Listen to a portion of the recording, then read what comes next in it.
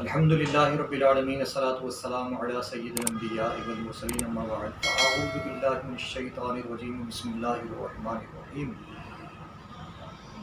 الصلاۃ والسلام علیک یا رسول اللہ وعلی آلک واصحابک یا حبیب اللہ۔ انسان کے جسم میں زبان کی جو اہمیت ہے وہ یقیناً ظاہری اسباب میں سب سے زیادہ بڑا سبب ہے۔ زندگی کے اسباب کے لیے زبان کی بہت بڑی اہمیت ہے، لیکن افسوس ہے کہ ہم اسی کا استعمال اتنا غلط اور بیجا کرتے ہیں کہ اس پر سخت وعید آئی ہے، مگر ہم اس پر دھیان اور توجہ نہیں دیتے۔ دیکھیے، یہ جو زبان ہے اس کے ذریعے سے ہم کسی کو اپنا بھی کر سکتے ہیں اور اس کے ذریعے ہم کسی کو پرایا بھی کر سکتے ہیں، اور اس زبان کے سبب سے ہم جنت بھی کما سکتے ہیں اور جہنم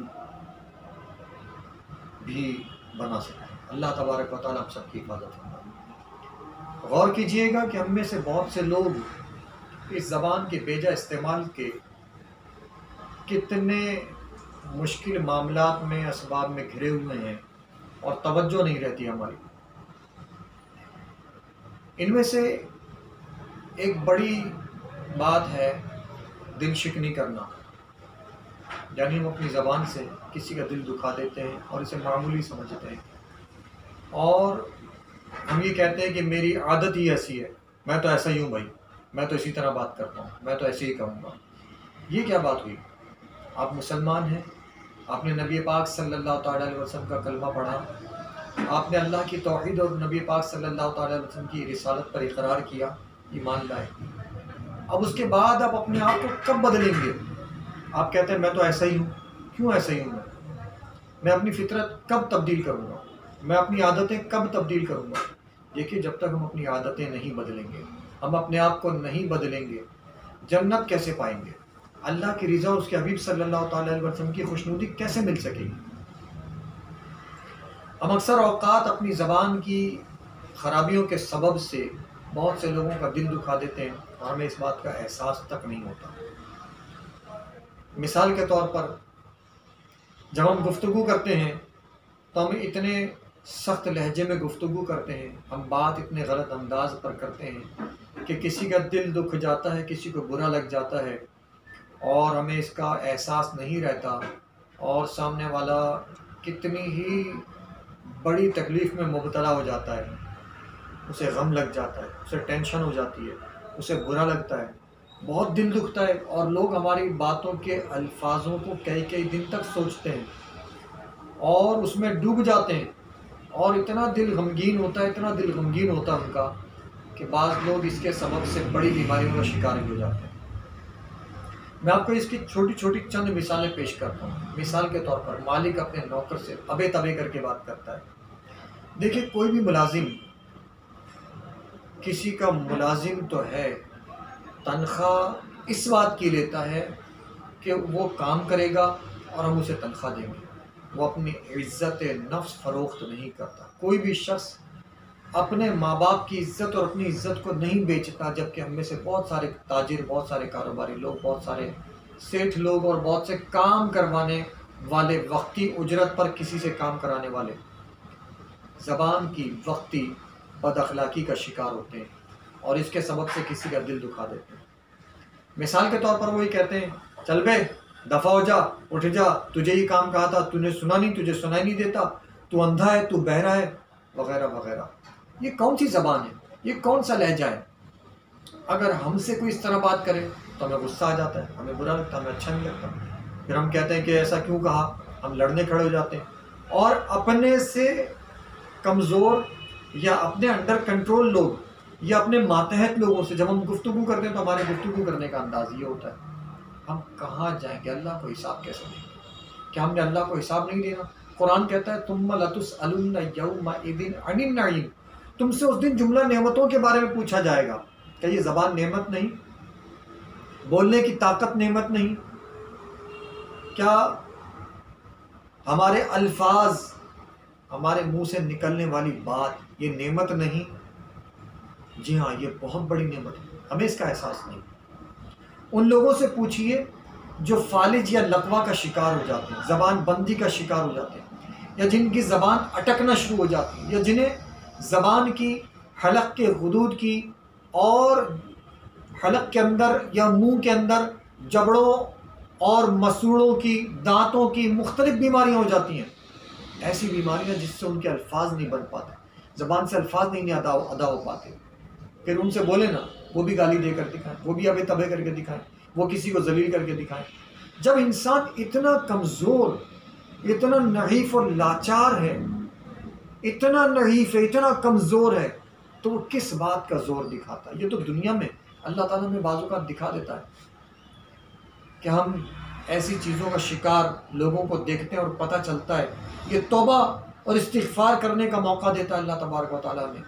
ہم دیکھتے ہیں کہ کچھ لوگ اپنی زبان کی لکنت کے سبب سے، یا فالج یا لقوے کے سبب سے، یا حلق اور منہ کی مختلف بیماریوں کے سبب سے نہیں بول پاتے، الفاظ نہیں نکال پاتے۔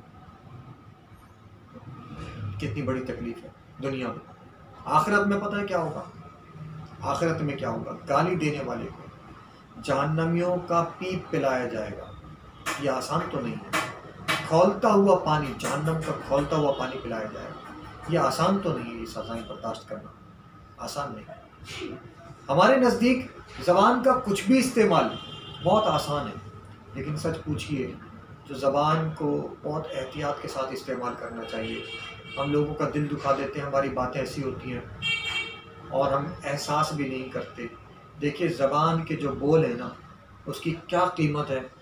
مختصر سی آپ کو مثال دوں، میں طاقتور کے آگے تو نہیں، کمزور کے آگے اپنا زور دکھاتا ہوں، طاقتور کے آگے دکھاؤں۔ مثال کے طور پر ایک عام آدمی کے سامنے کوئی دنیاوی عہدیدار طاقتور ہوتا ہے، کوئی بھی عہدیدار لے لیجیے، کسی بھی قسم کا سرکاری عہدہ رکھنے والا، بلکہ کاروباری عہدہ رکھنے والا، معاشی عہدہ رکھنے والا، اس کے سامنے جب کوئی ماتحت یا کوئی عام آدمی گفتگو کرتا ہے تو اس سے سنبھل کر گفتگو کرنا ہوتی ہے، اچھے الفاظوں کا چناؤ کرنا ہوتا ہے، سخت لہجے میں بات نہیں کر سکتا اور برے الفاظ استعمال نہیں کر سکتا۔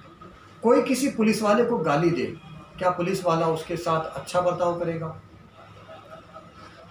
عین ممکن ہے کہ وہ اپنے نفس پر اس بات کو گراں محسوس کرے اور غصے میں آ جائے، اور پھر اپنی وردی، اپنی طاقت اور اپنے عہدے کا غلط استعمال کرتے ہوئے اپنے غصے کا اظہار کرے۔ شیطان اور نفس تو اس کے ساتھ بھی ہے نا، اسے بھی بہکا سکتے ہیں، اور ایسا اکثر ہوتا ہے۔ پھر وہ جب جیسا برتاؤ کرے گا، کیا ہم اسے برداشت کر سکتے ہیں؟ بس یہی وہ بات ہے جس کے سبب سے ہم کسی بھی طاقتور آدمی کے سامنے نرم لہجے میں گفتگو کرتے اور آسان لفظوں کا چناؤ کرتے ہیں۔ تو پھر کیوں اپنے ماتحت یا اپنے انڈر کنٹرول کام کرنے والے یا اپنے سے کمزور لوگوں یا اپنی اولاد یا اپنے شاگردوں یا اپنے لوگوں کے ساتھ اچھا برتاؤ کیوں نہیں کرتے، اچھی زبان کا استعمال کیوں نہیں کرتے؟ ہم جن کے امتی ہونے کا دعویٰ کرتے ہیں، جس پیارے نبی صلی اللہ تعالیٰ علیہ وسلم کے امتی ہونے کا دعویٰ کرتے ہیں، آپ کو پتہ ہے اس پیارے حبیب صلی اللہ تعالیٰ علیہ وسلم کی زبان مطہر کا یہ حال ہے کہ زبان سے کبھی کوئی فضول لفظ نہیں نکلا، کوئی برا کلمہ نہیں نکلا، کوئی فالتو بات نہیں نکلی۔ کتنی پاکیزہ زبان ہے، کتنی خوبصورت بات کرتے میرے آقا صلی اللہ علیہ وسلم۔ وہ زبان جس کو سب کن کی کنجی کہیں، اس کی نافذ حکومت پہ لاکھوں سلام۔ ایسے نہیں لوگ کہہ دیتے۔ امام اہل سنت نے اگر یہ شعر فرمایا تو ایسے ہی نہیں فرما دیا، وہ زبان جس کو سب کن کی کنجی کہیں، اس کی نافذ حکومت پہ لاکھوں سلام۔ اس شعر کا مطلب پتہ ہے کیا؟ یعنی وہ پاکیزہ زبان اعلیٰ حضرت امام اہل سنت نے نبی پاک صلی اللہ علیہ وسلم کے جسم میں مطہر کے اس پاکیزہ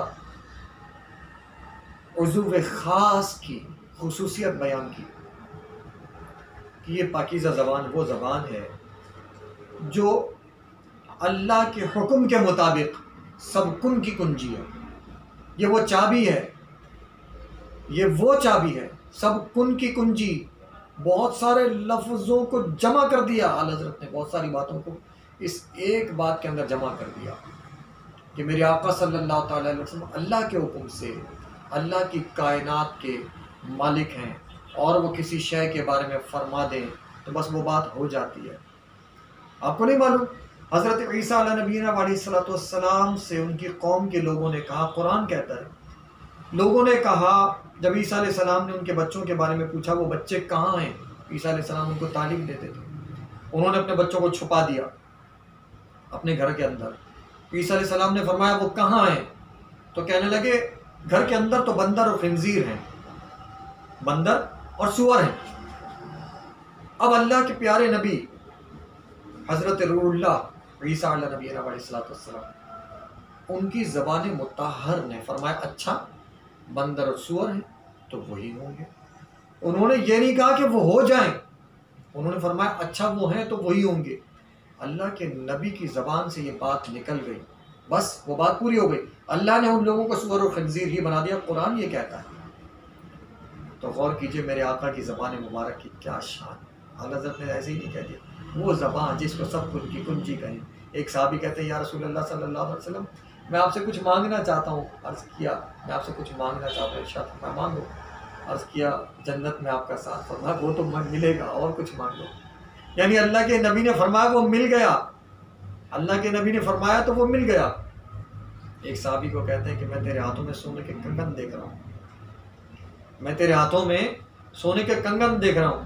وہ سالوں کے بعد جنگ ہوتی ہے، سالوں کے بعد بادشاہ کے کنگن ہاتھ میں آتے ہیں عمر فاروق اعظم کے ہاتھ میں، اور وہ کہتے ہیں لے پہن لے، پیارے حبیب نے فرمایا تھا، اللہ کے نبی نے فرمایا تھا، وہ ہو گیا۔ اللہ کے نبی پاک صلی اللہ تعالی علیہ وسلم نے جس کافر بد کردار بد اعتبار شخص کے سامنے زبان حق کو استعمال فرما کر اللہ کا پیغام دیا، جس کے نصیب میں اللہ کے نبی نے اللہ کے حکم سے چاہا، اس سے وہ بات اس کے دل میں اتر گئی اور ایمان داخل ہو گیا۔ سب کی کنجی ایسے نہیں ہے، یہ بڑے کام کی بات ہے سمجھنے والوں کے لیے۔ تو مطلب یہ کہ میرے آقا صلی اللہ تعالی علیہ وسلم کی شان ہی نرالی ہے، میرے آقا کی شان ہی نرالی ہے۔ اپنی زبان کو سرکار صلی اللہ تعالی علیہ وسلم کی عادتوں اور اخلاق کے سانچے میں ڈھال دیجیے۔ دیکھیے پیارے آقا صلی اللہ تعالی علیہ وسلم کا پاکیزہ قرآن، کلام مجید، فرقان حمید ہمیں بہت نصیحتیں کرتا ہے، بہت نصیحتیں کرتا ہے، ہمیں زبان کے بارے میں سکھاتا ہے، ہمیں دل کے بارے میں سکھاتا ہے، ہمیں ہمارے ہاتھ اور پیر کے بارے میں سکھاتا ہے۔ قرآن ہی کا تو فیصلہ ہے، قرآن ہی تو کہتا ہے اس دن تمہاری زبانوں کو خاموش کرا دیا جائے گا۔ یہ زبان جو دنیا میں بہت چلتی ہے اسے چپ کرا دیا جائے گا، اور بدن کے اعضاء بولیں گے جن سے تم نے غلط کام کیے ہوں گے یہ کہیں گے، جن سے اچھے کام لیے ہوں گے یہ کہیں گے اے اللہ اس نے یہ کام کیا تھا۔ ہاتھ بتائے گا کیا کام کیے، پاؤں بتائیں گے کیا کام کیا، بدن کا ہر حصہ جس سے جیسا کام لیا گیا ہوگا وہ بیان کرتے ہوں گے۔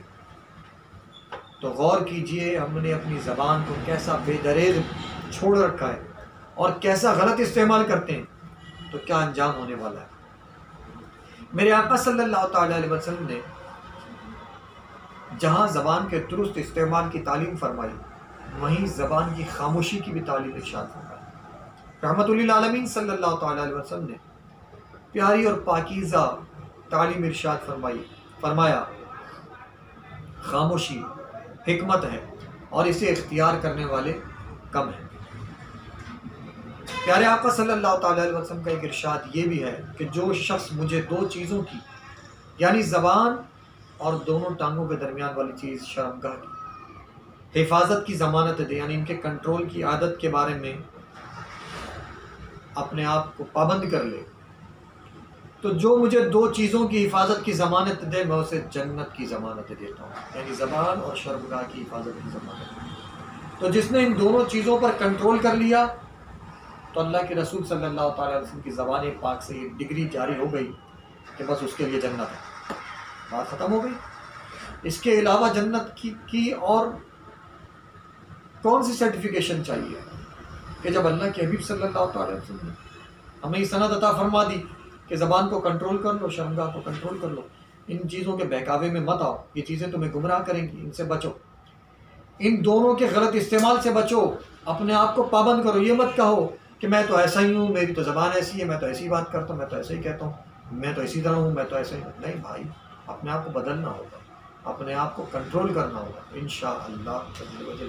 ایک وقت آئے گا ہم دیکھیں گے کہ اللہ کی رحمت ہمارے شامل حال ہو جائے گی دنیا میں بھی جب ہم ان دونوں چیزوں کو کنٹرول کر لیں، دنیا میں بھی اللہ تبارک و تعالیٰ سرخر کرے گا، عزت دے گا، اور آخرت میں بھی عزت ملے گی، آخرت میں بھی کامیاب ہوں گے انشاءاللہ۔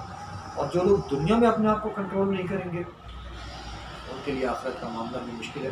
اللہ تبارک و تعالیٰ ہمیں توبہ کی توفیق عطا فرمائے، اور اپنی زبان، اپنے اخلاق، اپنے کردار کو اچھا کرنے کی توفیق عطا فرمائے۔ وما علینا الا البلاغ۔